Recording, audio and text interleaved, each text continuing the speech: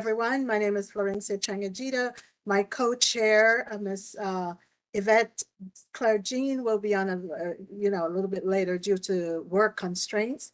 However, we're welcoming you to our fourth in the Health and Learn Health series.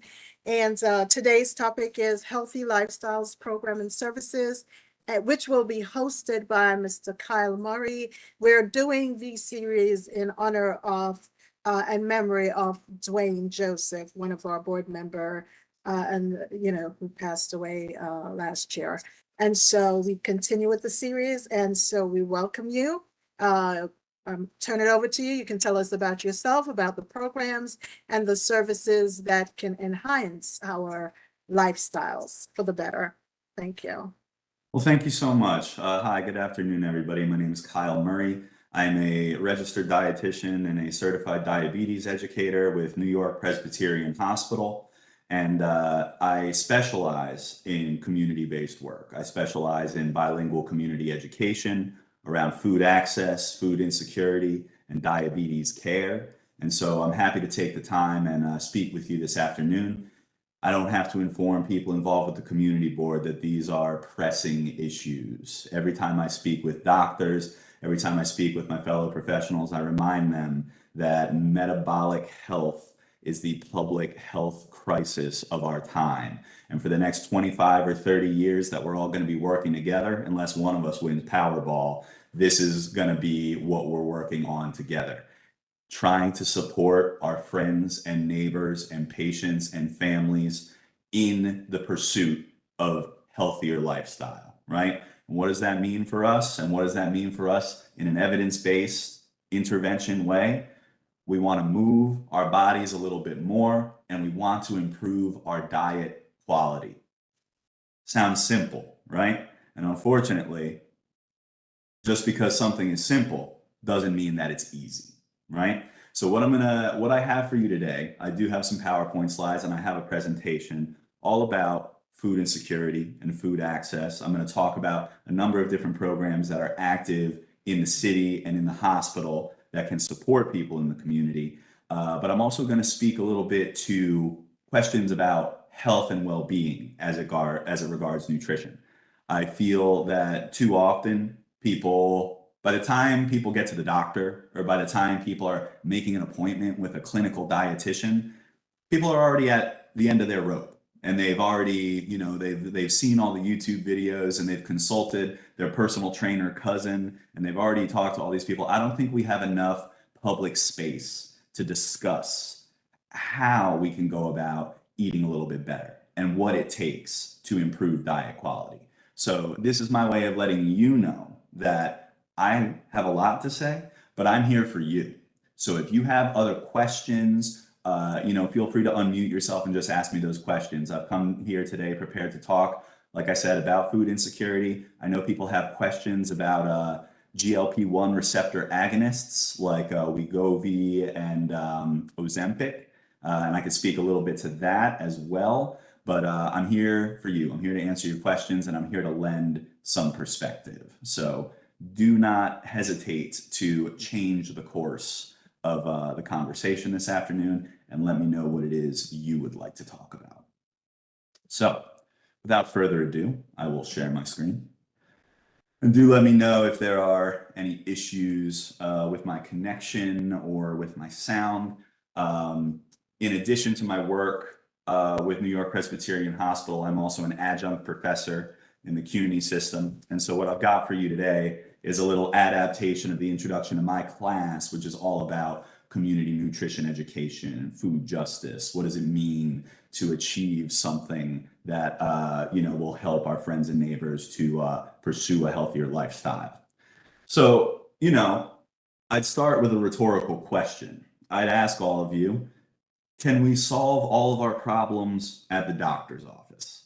If you've got a pain or if you've got an illness, is your visit to the doctor the be all and end all? Do you walk in and you walk out of the appointment and you're all set? Do our problems disappear once we've received the prescription or once we've received a piece of advice?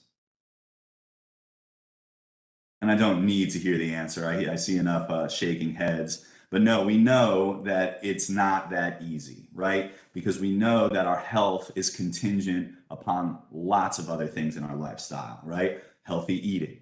Everybody knows. I've been doing community-based work for my entire career. And everywhere I go, people tell me, oh, we're trying to eat healthier. We're trying to get a garden going at this school. We're trying to connect people to the farmers markets, all this stuff. This has been this is a persistent thing. I don't need to tell people that we all want to eat a little bit healthier, right? We all want to sleep a little bit better. We all want to move our bodies a little bit more, right? It's not complicated. This is my big tagline. Everybody wants to say like, oh well, like nutrition is it's just so complicated. One day they tell you that eggs are good for you. The next day they tell you that eggs are bad for you. One day they tell you that a glass of red wine is good for you. The next day they tell you that alcohol is harmful to the system at every level, right? I cannot stand this discourse because nutrition is not complicated. It is not complicated. It is difficult, right? And this is a key distinction I make for people, right? Because saying it's complicated denies our friends and neighbors their agency and their ability to engage with nutrition. Look, everybody knows that vegetables are good for us. Everybody knows that a little bit of, like chicken and red meat is a good, healthy source of protein that we should continue to eat. It's not complicated. We can eat eggs, okay? Right? But it is difficult, right?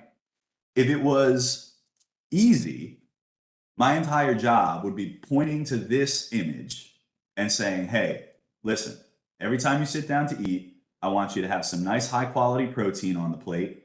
I want most of the plate to be filled with things that grow from the earth, right? Fruits and vegetables, healthy whole grains, right?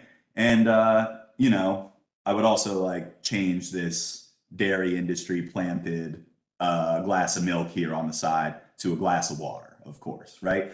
But if it was easy on people, if people were not being pressed by their jobs and their obligations and their lack of money and their socially determined reality, this would all be very easy. It's not complicated. It's just difficult. Why is it difficult? It's difficult to find the time. It's difficult to find the money. It's difficult to trust the sources of your information, especially if you're from a population who has good reason not to trust institutional power and medical authorities and things like this, right? It's difficult because our social and community context sets us up in a way to make it hard to make healthy decisions, right? It's difficult because people don't have the level of education and understanding to interface with things like SNAP enrollment, making sure they're getting all the benefits they're entitled to, making sure they're taking advantage of programs and sales and offers to get their hands on the healthy food. And more than anything, that top left corner, economic stability, right? I don't like when people say nutrition is so complicated, people are just not smart enough to eat an apple a day, right? I remind people that what it is that life has become so difficult for your friends and neighbors, for you and for me, that if you are not dedicating a ton of time and resources to overcoming these social determinants of health and making those healthy decisions, it is all too easy to eat poorly. We are surrounded by delicious low cost calories, right? And we are somehow surprised when people, choose to eat, chips or snacks or drink Arizona iced tea instead of going with something healthy, right? It's a socially determined picture that makes it difficult for us to eat healthy. And this is why it's so important, Stephen, I see your question. And this is why it's so important for us to present resources to people and present information to people to try to make this quest a little bit easier. Stephen, you have a question? No, no, no, no. I was giving you reaction. Sorry Oh, about that. Yeah, they were okay. cheering you on. Good, good, good. So I wanted to cut right to the chase and give you some resources because more than anything, I want people to know who we at NYP trust in terms of connecting people to healthy food and to resources. And I want to talk a little bit about what's been going on in the food pantries since the start of the COVID crisis, because food insecurity has become uh, a major issue, right? I remember, 10, 11 years ago, I was working in this field. Nobody was talking about food insecurity, right? We were fresh off the Bloomberg era when I was getting started in nutrition, and it was all just about like getting people not to drink soda, getting people to eat more fruits and vegetables. We weren't really doing much as regards food insecurity or social determinants of health at all. And so I'm really glad to see the hospital where I work, the city at large, right? And all these other institutions waking up to the fact that we need to help people access healthier food, right? And so the food pantries, we have seen an increase in funding to them, and we have seen an increase in the different types of services offered. These are not our grandparents' food pantries. This is not waiting in line out in the street and walking away with a paper bag with some canned goods and some Wonder Bread in there. No, no, no, no. These food pantries who we work with offer a full range of groceries. A lot of them offer a sort of you shop model where you go in and you get enrolled, you come up with an ID and you tell them what your household size is, and they tell you, all right, well, here are your choices. We have a number of fresh fruits and vegetables. You have a household size of 6. That means you get to take home 12 servings of grains. It's a little bit more flexible, and the food is higher quality than it used to be. Even from the beginning of my career in nutrition, things have improved greatly. What I will also say is what a lot of these food pantries are offering now that is so fabulous and so important is that super pantries, right? They're known as super pantries, where it's not just like a church basement where they give away food. These are places that offer a full range of social services. So whether you're, one of the refugees who's recently arrived in our city, whether you're housing insecure, whether you have issues around immigration, or whether you need help enrolling in SNAP or making sure you're getting like the Medicaid benefits you and your family are entitled to, a lot of these pantries are now offering these services. So like uptown, we work with our partners at Westside Campaign Against Hunger. And not only can I tell my patients, hey, you can get really high quality food here, right? But you can also sit down with somebody who will help you enroll in benefits so that you're not just going to pick up the food, we're making sure you're getting the SNAP benefits you're entitled to so that you can continue to spend money on food, right? We're helping you connect to housing insecurity resources to make sure that you can stay in your apartment or get the shelter that you and your family needs. So this is the slide I'm sharing first and foremost. Our friends at Westside Campaign Against Hunger have told me that this organization in Brooklyn, the Campaign Against Hunger, they offer services at the level that our partners do. That means full range social services, super pantry with client choice, so they can go in and they can select the foods that they're looking for, right? And hopefully this is helping us create a little bit of that social safety net that people lack in our culture, right? Because more than anything, when I talk about social determinants of health and I talk about food insecurity and I talk about poverty, I'm not just talking about money poverty, I'm talking about time poverty, I'm talking about all kinds of resource poverty, right? So anything we can do that connects people to more healthy food, as well as anything that we can do that connects people to a little bit more time, a little bit less stress, this is all going to pay dividends for people's health. So keep in mind that when we're talking about these super pantries, and when we're talking about these organizations, like I said, it's not your grandmother's food pantry. It's a whole new world, and there's a lot of nutrition and social work professionals, people like me, people in the NYP family who are connecting people to a wide range of services. So you can use the Food Bank NYC website right here. This can help you find something right in the neighborhood, something that you can connect your people to. But I'm going to give you the warm handoff right here to this vetted organization, the Campaign Against Hunger, right? This is something that where we know the services are very, very high quality, right? And this is separate from programs that run within the hospital that connect food insecure patients to home delivery of food pantry food, right? To nutrition education, to all of these resources, because we know these days the non-communicable disease like obesity, like type 2 diabetes, this is not a single cause problem.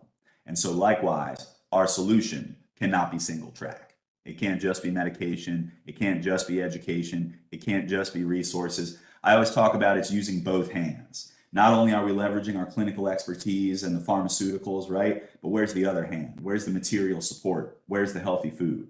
And so in collaboration with our food pantry partners and our own food insecurity programming, this is what we're trying to do. There's also Canva.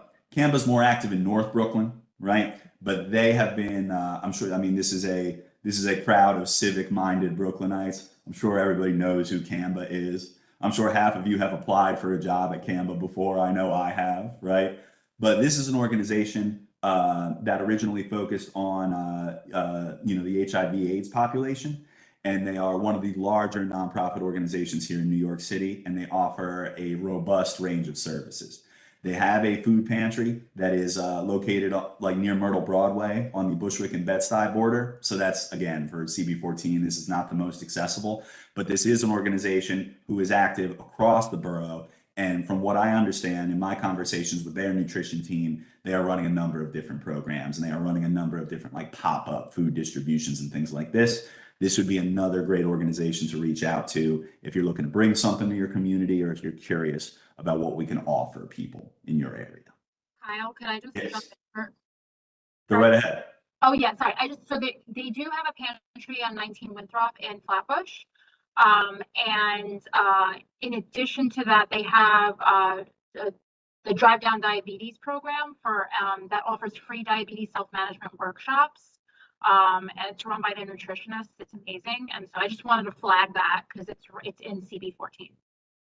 Amazing, Lauren. Thank you so much. I'm glad we're both here because I was completely unaware of that. Like I said, folks, I work uptown. So talking about food insecurity, let's talk about food insecurity and like the implications, right, of being food insecure. Now, this very low resolution image that I have shared with you, let me tell you what it is. These are a bunch of heat maps, right? And these heat maps tell us, where are people drinking the most sugar sweetened beverages? Where are people getting the least physical activity? Where are people the poorest? Where is there the least grocery store square footage? Where are there the least fruits and vegetables consumed? And whether I'm teaching this at Lehman College or I'm teaching this to doctors here at my hospital, I always ask the same question. What do we notice about these maps? And what we notice is that no matter what the map is, it's pretty much the same map. We see the darkest colors over the South Bronx, out in Flatbush in East New York, right? Like in North Staten Island. What does this tell us? Where people are the poorest is where people are the most sick. And as a public health educator, this is a thing I try to drive home constantly. Because whether I'm talking about food insecurity or whether I'm talking about diabetes or heart disease, I always hear people say things like, oh, well, diabetes runs in my family, so I'm probably going to end up diabetic too. And I always say, listen, genetic risk is one thing, but we do not have to retire. We do not have to give ourselves to that fate and say, oh, well, grandma was diabetic and mom was diabetic, so that means I'm going to be diabetic too. What do we see when we look at the economics, when we look at the social determinants of health? We see that levels of diabetes and levels of poor metabolic health are directly related to poverty and to the environment in which we live, right? And these are things that people are subject to, but these are not foregone conclusions, right? We have the power to improve these situations, right? And statistically, this is very difficult. This is my career, right? And I'm pushing uphill in the rain out here. But when we connect with individuals and when we connect with families and when we make things a little bit easier, when we enroll them in a home delivery program for healthy food, when we connect them to a super pantry that's going to make sure that they're getting the food and the benefits they're entitled to, we can start to turn this stuff around. Because remember that poverty is not just money, it's time poverty, it's stress poverty, it's all this stuff that makes it just too difficult for people to make healthy decisions. The condition of your home, the amount of time you have, the amount of money you have. These are the things that impact the quality of people's diet more than anything. And likewise, these are the things that impact the quality of people's health more than anything, right? So this is a very grim image for me, but it also reminds us that we can make an impact here by connecting food insecure people to resources and to healthier food, by connecting housing insecure people to resources, by connecting people who live precariously, who are worried about their legal status in the country, who are worried about their relationship with institutions and with law enforcement and all this stuff. When we make those people's lives a little bit easier, we make it more possible for those people to have 2 minutes to think about something, to think about making a healthier decision, to think about cooking tonight instead of bringing home takeout, right? And this is where we start to see the swing, right? This is what keeps me motivated in my work. And this is what is possible for us as community-based organizations and as community-focused people. This is how we can start to make an impact, right? Because what do we see in our own communities? We see that 23% of households in Flatbush here, right, are receiving SNAP benefits, right? And here in New York, we have very good enrollment in SNAP. And this means that we have a lot of funding for it and we have a lot of programs, right, within SNAP. So I can't repeat this enough times. One of the biggest things we can do with regard to food insecurity is making sure that every single family that qualifies for SNAP enrolls in SNAP, right? And this is something that our social work partners at these pantries can help us do. This is something that our nonprofit organization, client-centered programs can help us do. Making sure people are enrolled in SNAP is huge. Is it adequate? Does it fix everything? Absolutely not. But if an individual can get an extra $200 a month to spend on food, that's major, right? So always make sure that, within schools, within community board meetings, within any community-focused programming, let's make sure people know that they qualify for SNAP. And let's make sure that if people are low literacy or if people are needing assistance in applying for SNAP, let's make that happen. And lots of different people can help with that, right? The City Department of Health runs trainings where you can learn to enroll people in SNAP, right? And this is something that even college kids can do, or if you're involved with youth, or if you're involved with young people who want to make a difference here, helping people enroll in SNAP is one of the biggest things we can do, right? Because it's money that people are entitled to, that they could spend on whatever food they want. And then in terms of healthy food specifically, if you spend your SNAP at farmers markets, they will double your money up to $10. So if you go to Grow NYC and you have the EBT card, if you go to any of the big Grow NYC green markets, you go to the market manager's tent and you swipe your SNAP card, you say, I want to spend $10. They will give you the $10 in tokens to spend with the farmers. And then additionally, you will receive $10 in coupons that are good only for fruits and vegetables. And this is to make an impact because the farmers market prices are a little bit higher, right? But this is to help people get access to more healthy food, right? And to give low-income families who are on SNAP, right? And the majority of households that are on SNAP are food insecure households, right? This gives those families the opportunity to get something really high quality and to give it a try. It doesn't mean that they have to shop at the farmers market from now on. It just puts it within reach. And what I always say about the farmers market produce, it's delicious. It's such high quality, but you don't need to eat that all the time.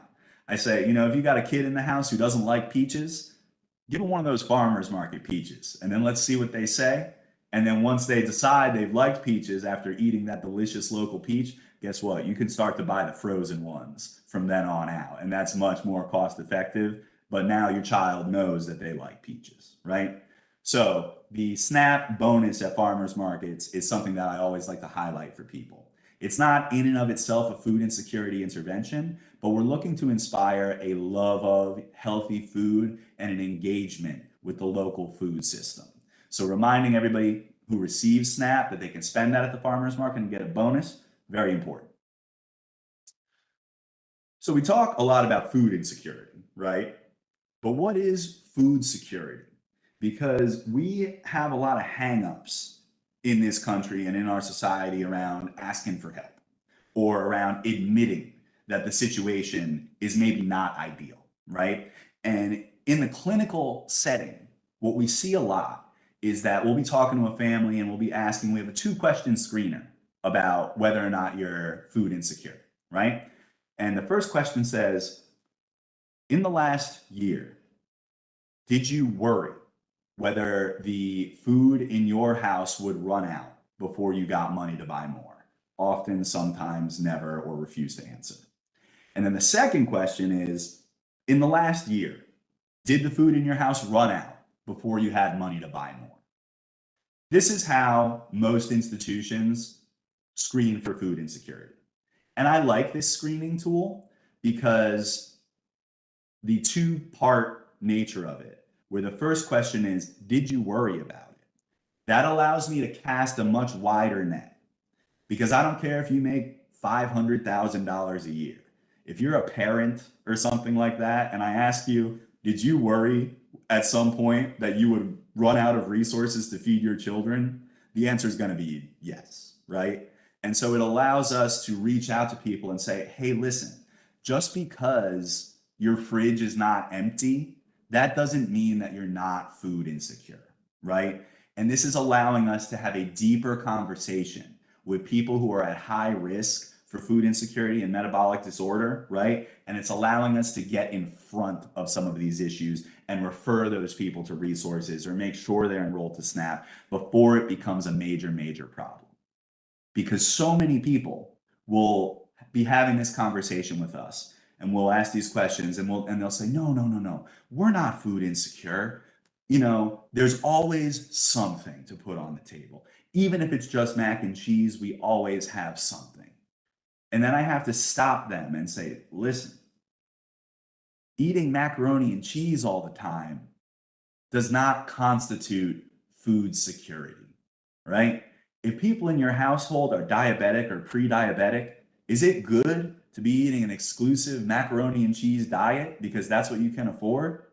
No, you're getting calories, but I wouldn't call that food security.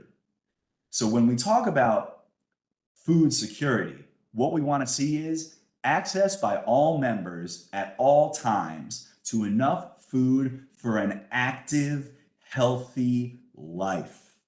This is big, right? We are not using our early 20th century ideas about what poverty is and what it isn't, right? We're being serious and we're saying that if you don't have the food that's good for your health conditions, for you and your family, for your condition in this moment, then that's not food security, right?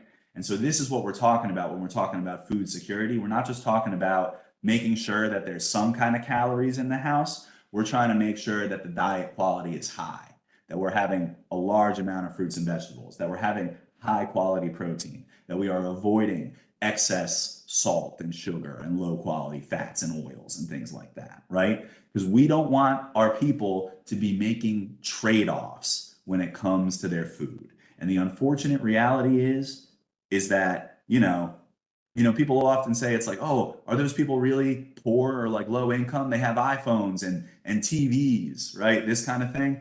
Well, listen, these days you can get a 55-inch television for around $300. Every time I go to the grocery store these days, they're asking me for about $300, right? So we need to keep this in mind, is that it is not a question of whether there is food or not. It's a question about the quality of the food as it relates to the family's health, right?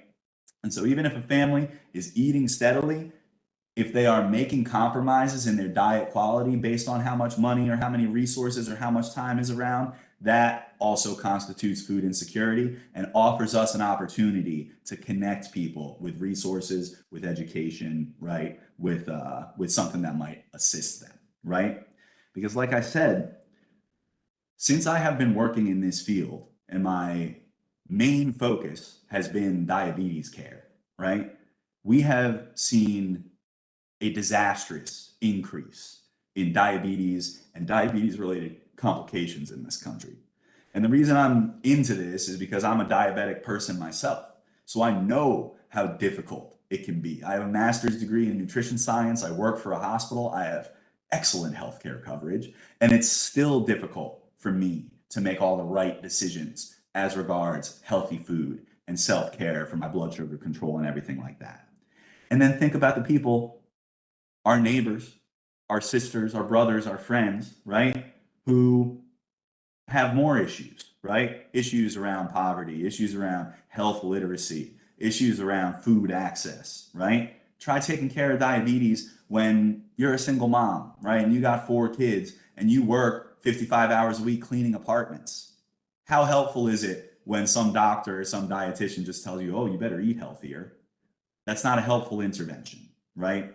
And so when we're facing down such a huge need in the world of diabetes and metabolic health, it's very important that we are approaching this in a systems level, right? Not only are we making use of our fabulous clinicians and our fabulous doctors and dietitians, right? But we are also connecting people to the benefits they're entitled to and letting them know where they can access healthy food in their neighborhood, whether that's a pantry or a church or a city program or, you know, whatever it is, right? And it's on us to do a little bit of that research and find out what's going on. And I'm proud to say that here at New York Presbyterian Hospital, we've been doing a lot in terms of connecting our patients directly to healthy food, right? And we see so much undiagnosed diabetes, right? Uncontrolled diabetes in the community just because, you know, people do not have, access to healthcare in the way they should. They don't have the healthy relationship that they should with healthcare institutions. And we hope that by connecting people to resources and putting a good foot forward in the community as regards to nutrition education and connection to material support, we hope that we start to connect more families who might not otherwise get enrolled in something like Lauren mentioned, a diabetes self-management education class. You know, we need people to be involved in more of this stuff, and food insecurity intervention and connection is a big part of that.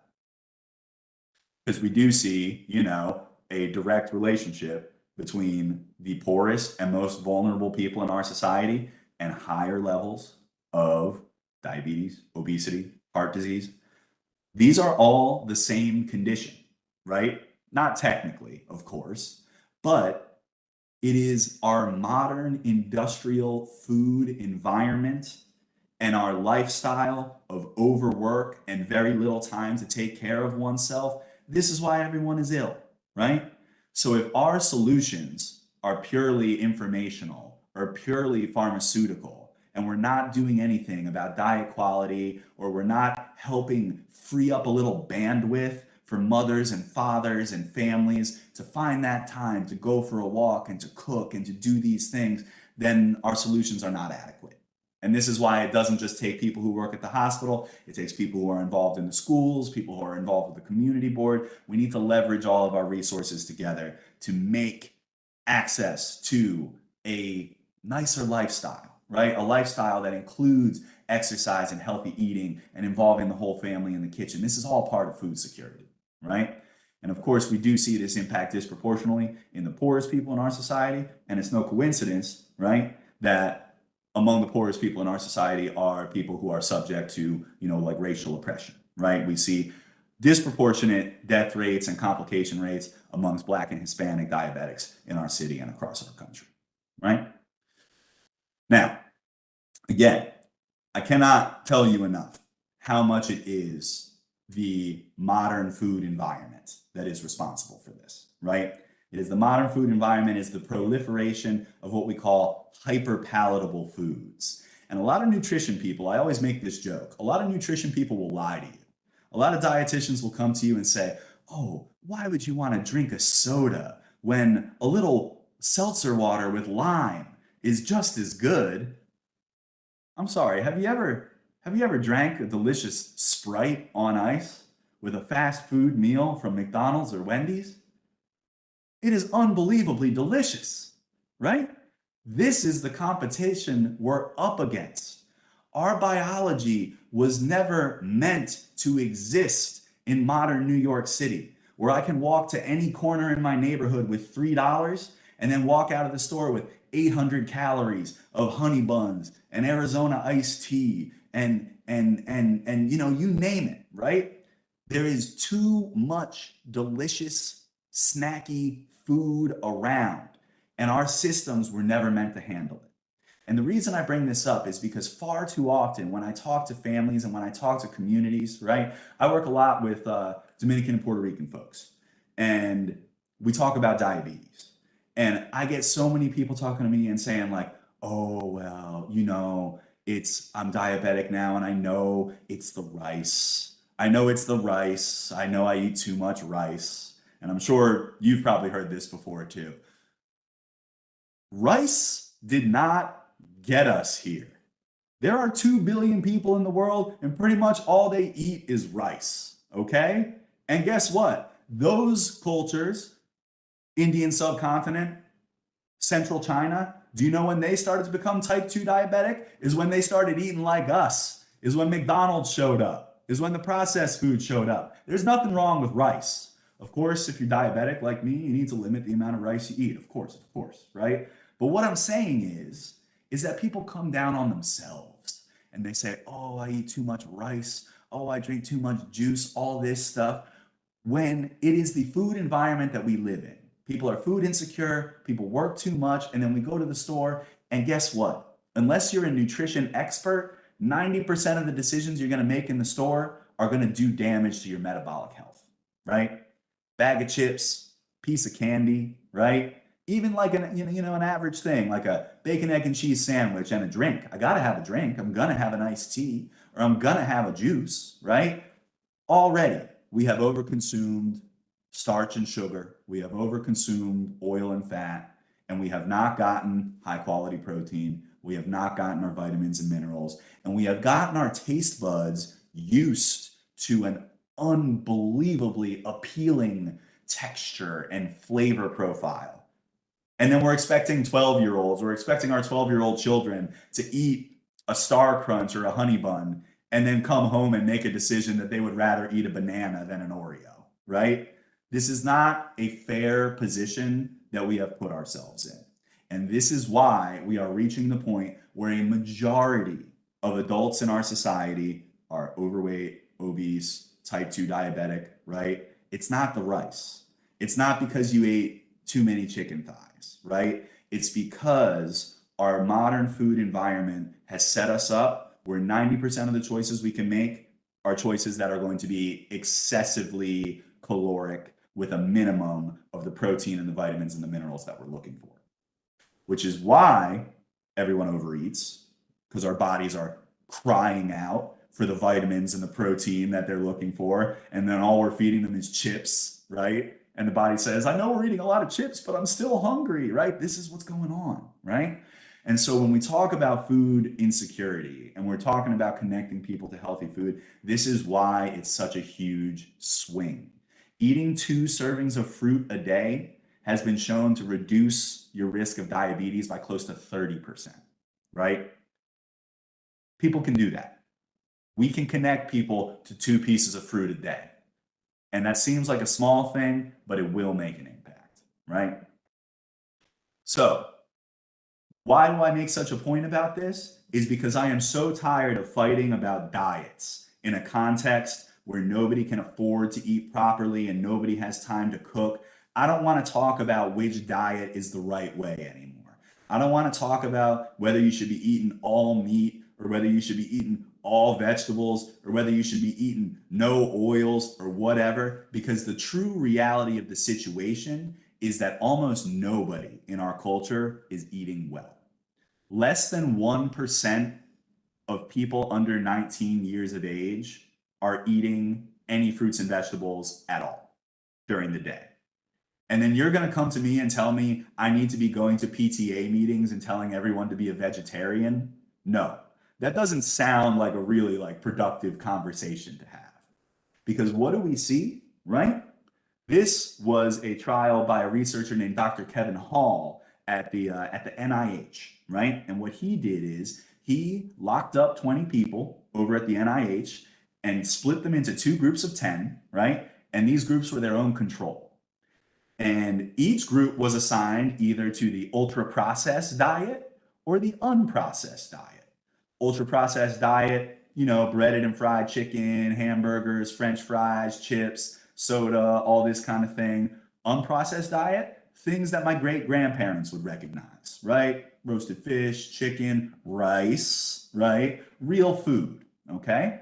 And then they stayed on these diets for 2 weeks, and there was no limits to how much they could eat. They weren't telling them, okay, only eat this much. They were like, let's see what happens when we give people the opportunity to eat as much as they want on either a whole food diet or a ultra processed food diet.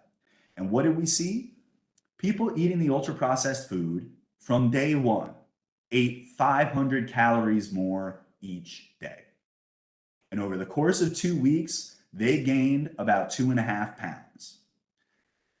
People on the unprocessed diet from day one ate about 500 calories less, and they lost about 2 pounds.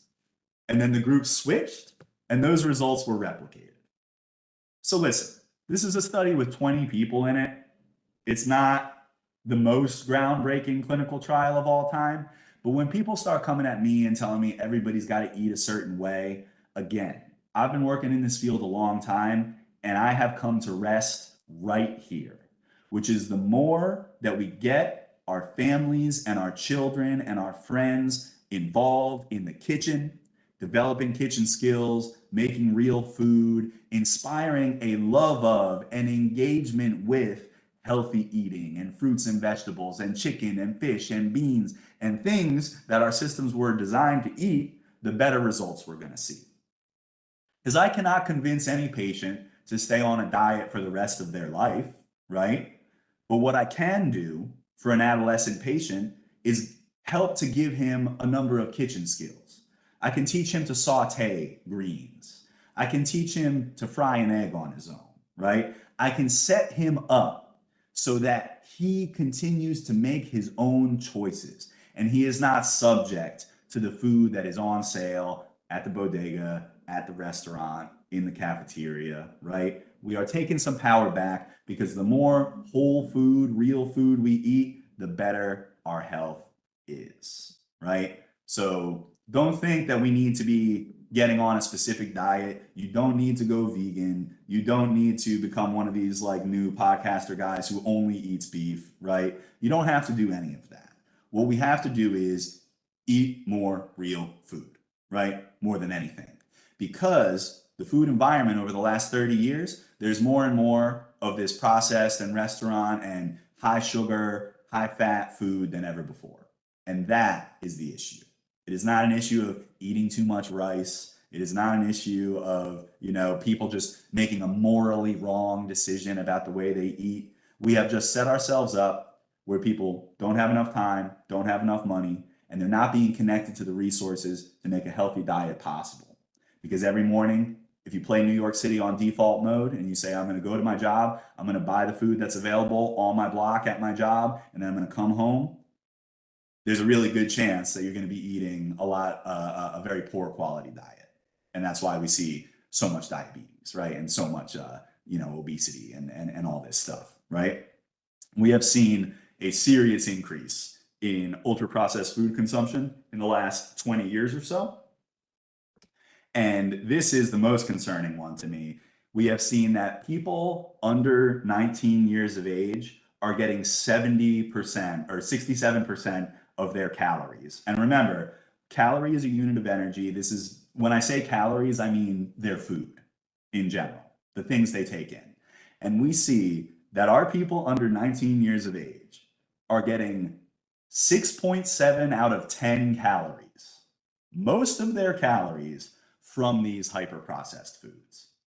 And then you want to tell me that we need to get everybody on a specific diet, or we need to like, you know, make some like find some magic solution to diabetes and obesity or something like that. I'm like, no, this is why I say it's not complicated.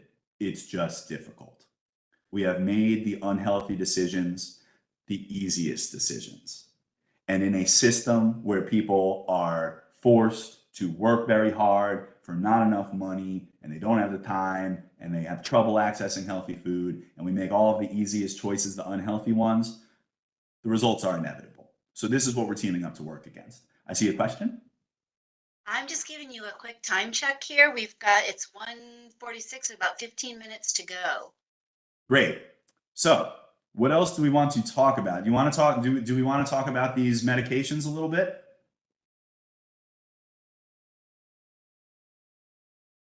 Does anybody have any specific questions? Florencia and Yvette Claire-Jean, the co-chair of this committee, is also here. Nina has a hand up. I don't know how you want to do it, Florencia, Yvette. Okay. Nina, you could go ahead and ask your question. I am just waiting for my video to open. Anyway, thank you. This was really, really interesting, and you brought up so many good issues. I'm not a health coach. I'm actually a certified nurse midwife, and I am on the CB Health and Human Services Committee. So I talk to my patients a lot about what they're eating and some of the issues that they're having, and I really, really agree with you on a lot of the factors that you presented. One of the things that I find comes up a lot, which I guess kind of surprises me, maybe because I grew up watching my parents prepare food and helping in the kitchen and so forth, and then passing that on to my own children, is how many of the patients that I see who will say, well, I don't really like vegetables, or I don't know what to do with vegetables. I don't know how to cook food. And so I'm wondering if there are some like really fast, accessible things that you found, like even I'm thinking, I don't know if there's like like how they have these like YouTubes and podcasts and things like that, that maybe they can put on that will say, here, here's how to prepare, such and such for dinner, and things that'll make it easy tools for them. They don't always have time to go to a diabetes prevention class or something like that. So something that they could do on their own time that they can access that will help them with some of these hurdles. Nina, thank you so much for this question, and I love that you brought this up. And I also very much appreciate the work you do, because it's very important. And this is a huge thing, and this is a thing that I have to spend a lot of time educating my fellow clinicians on, because a lot of these doctors and stuff I work with, they don't come from poverty. They don't know. They're trying to be understanding, but they don't really know the first thing about it. And they'll sometimes do these things too, where it's like, they'll be talking to like an African American person, and they'll say something like, oh, well, like, like your traditional foods, like collard greens, or like what? And I'm just like, did you ask them about that? Maybe this family is like a fifth generation New York City family, and they've been living in an apartment for all these years, and actually nobody in that family knows how to cook, and you're projecting on them, telling them, oh, you love collard greens. I'm like, no, we need to talk to the patient, and we need to find out what they like and what they're capable of. Because, what you say is true. Overwhelmingly, people do not know how to cook anymore. And a lot of that is, like you said, I learned from my folks, right? And in a lot of situations, if both folks are working, or if there's only one parent at home, or, there's a lot of times it's like, oh, grandma handles all the cooking or something, and the youth don't bear witness to the cooking like they used to, right? And so I don't have a ton of specific recommendations, but I work a lot with adolescents, and the adolescents these days, they get a lot of screen time.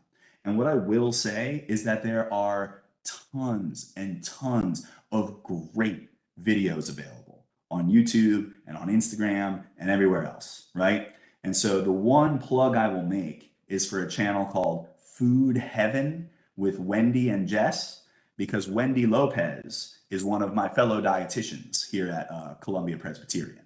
And her channel is very good. She and Jess are, I believe they're both Dominican, and they do a very sort of like culturally competent, plant-based cooking show that's available on YouTube. And they also run a podcast. They have a lot of different resources. But the reason I bring up the adolescents and their screen time is because this is one of those things where, Nina, if you or I make the recommendation, there's like a very small chance that somebody's going to go home and type in just what we told them to type in. But we know that new mothers are spending a lot of time trying to learn about new motherhood. And we know that adolescents are spending a lot of time on the screen. And I just always remind my patients, I say, hey, listen, if you're going to be like looking at the computer for 4 hours a day, spend some of that time, type in, you know, how to cook, how to prepare blank vegetable on YouTube. Look up a recipe on YouTube, right? You are very capable of this. And it's good if we're going to spend all this screen time, spend a half an hour learning a little bit about how to cook and eat healthier. I will also say that my coworker, Ana Rodriguez, is in the process of completing a New York Presbyterian certified video series for just this sort of thing, where she's going to be preparing mostly vegetarian, mostly plant-based recipes that we're going to be able to share with the public at large for the first time and with our patients. So I have the contact emails here, and as soon as that's done being edited and becomes available, I will share that with all of our community partners, your group included. But yeah, I think Nina brings up a really important point, which is that like tons and tons of people, we say, hey, why don't you go eat healthier? A lot of people don't know the first thing about cooking. A lot of people don't know the first thing about preparing food, picking food out, anything like that. Florencia, did you have a question too? Thank you.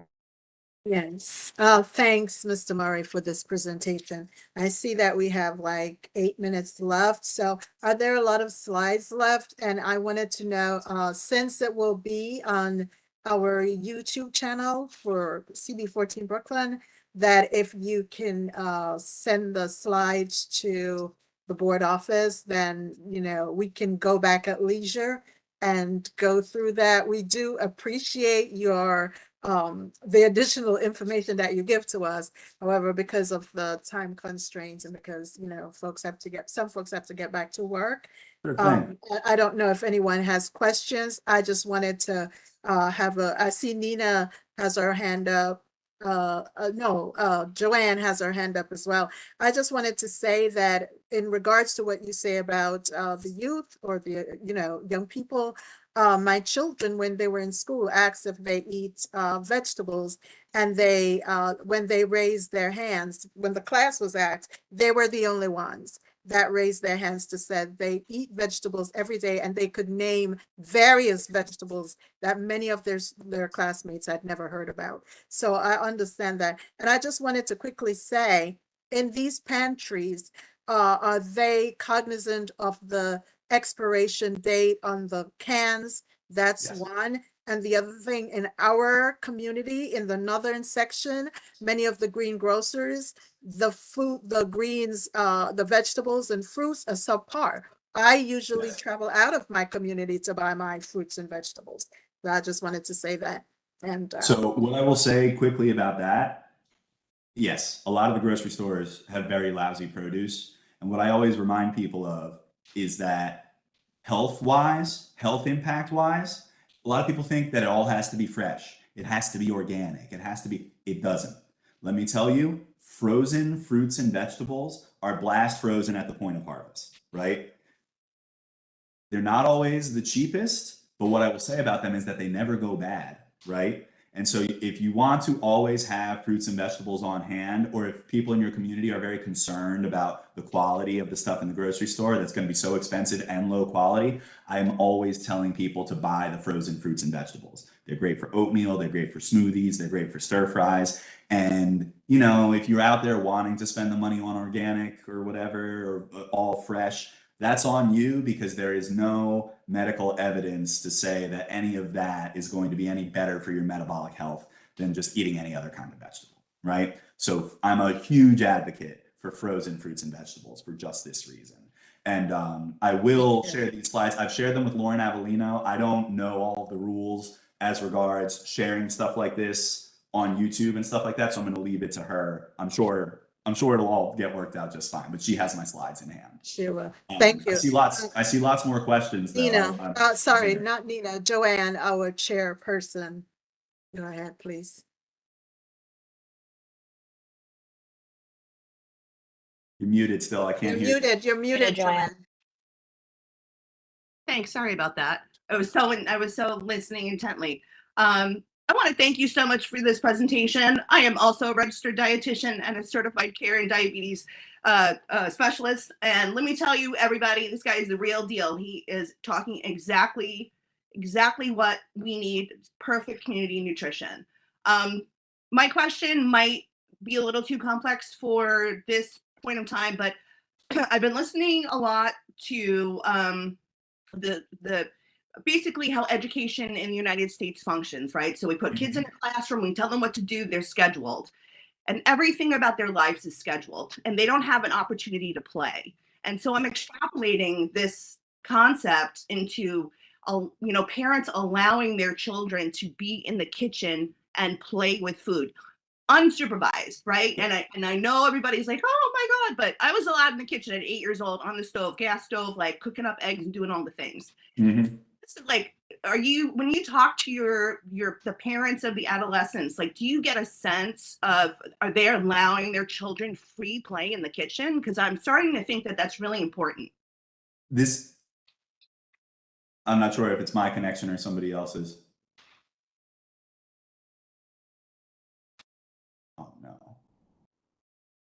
We're hearing you. Is that better?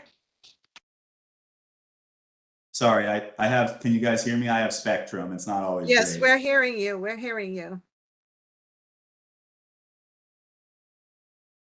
We're hearing you. Can you hear us? Hello?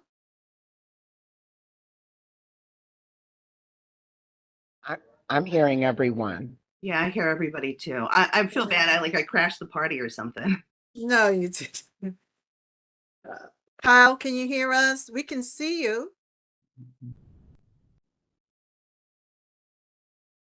He's frozen. Let's see if he can come back.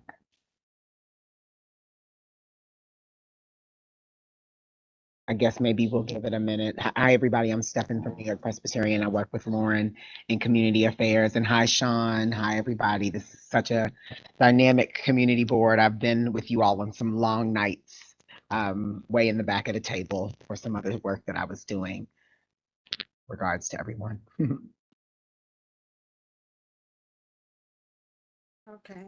I don't know. So Elizabeth, do you want to ask your question anyway? Yeah, You can unmute. sure. Go ahead. I was just wondering, I think that it's really important to make sure that people have good access to exercise and to healthy eating and to knowledge about making better food choices. I will just say, as myself, as someone who is both fat and also has I do more exercise than 99% of people I know, and I eat very, very healthy plant-based food. I just also have spent a long time like unlearning the fact that, this is the body that I now have, and I will probably have it for the rest of my life. And that's okay. And that there is a concept of health outside of just weight. And I just wanted to know if there was anything you could speak to a little more about that, especially as I saw the Ozempic slide. I know that it's a very important medication for treating diabetes and other, and health issues, but I've also seen a rise in it being used just to try to make bodies like mine become thinner, often to really poor side effects.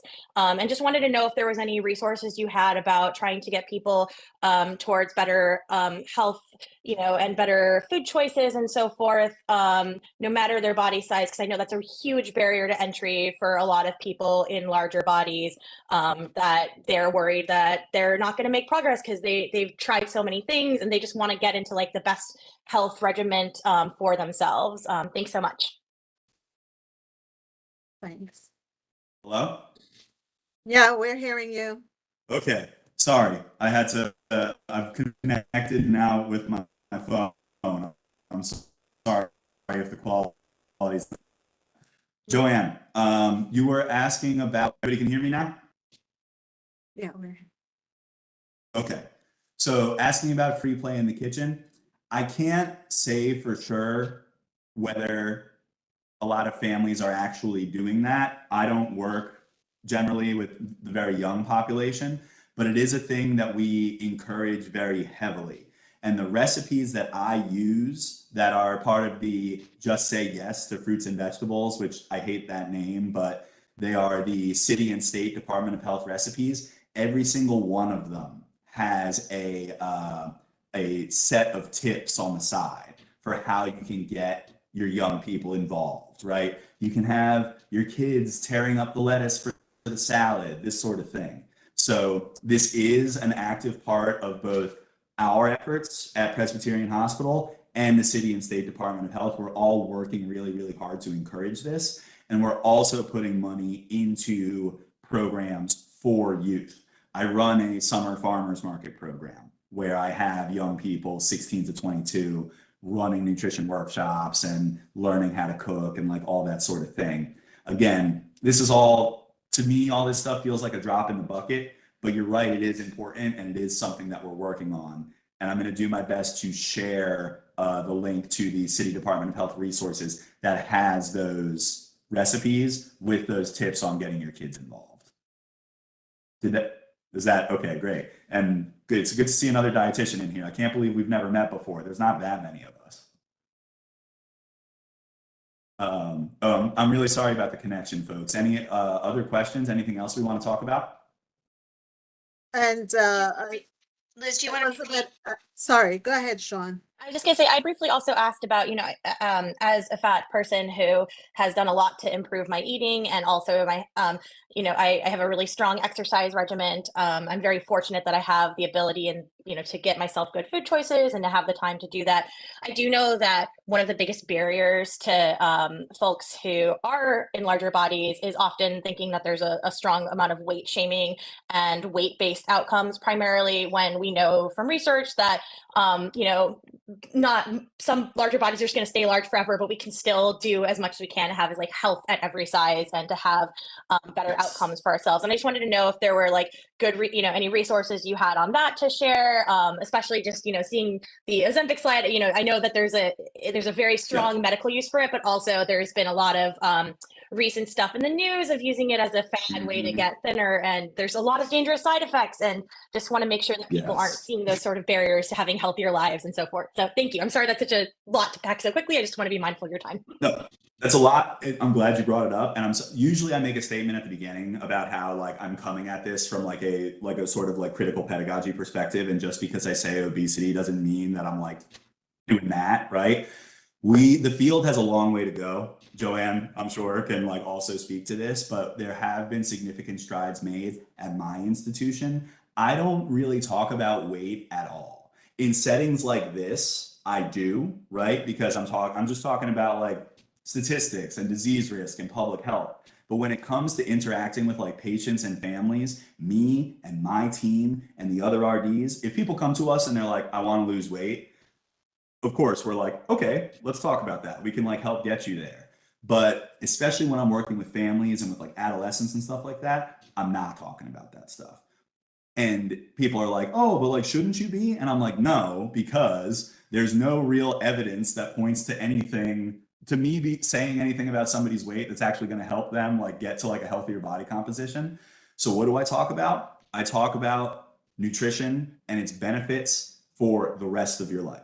I talk to all my young people about how it's good to be stronger, how you'll be like less prone to injury. If you put a little more muscle on, you'll have stronger metabolism, you'll be at lower metabolic risk, your bones will get held together and stay a little bit stronger, right? We're going to see improvements in our energy level, we're going to feel better, we're going to have a more pleasant experience in the bathroom if we eat healthy, all this kind of stuff, right? So I don't have any like particular resources to share, but what I will say is that compared to when I started in this field in like 2011, I am heartened by the complete change in the materials, where I'm no longer giving handouts to families where it's like a picture of like a fat person and a bottle of soda. You know what I mean?